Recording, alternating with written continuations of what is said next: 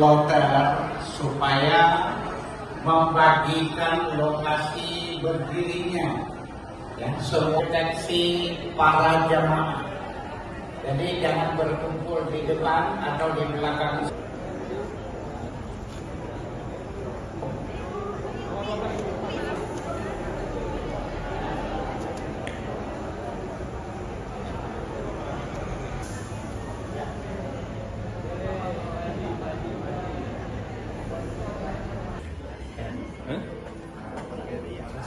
Persiapan kloter pertama. Suhu dia tu.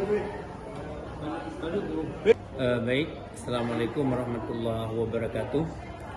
Alhamdulillah, semua jamaah haji kloter pertama asal Kota Banda Aceh sudah memasuki asrama haji Aceh pada jam 8 pagi tadi, dan sekarang sedang proses pemeriksaan kesehatan, dokumen dan sebagainya. Kemudian dilanjutkan dengan nanti sebentar lagi makan siang.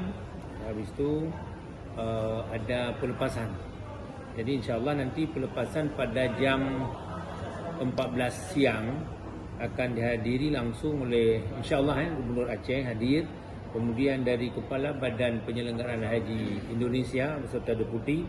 Kemudian hadir juga staf ahli Menteri Agama Republik Indonesia bidang hukum dan asasi manusia, dan kemudian ada dari beberapa pejabat lainnya baik dari Forkopimda untuk menyaksikan langsung pelepasan jamaah haji kloter pertama embarkasi Aceh.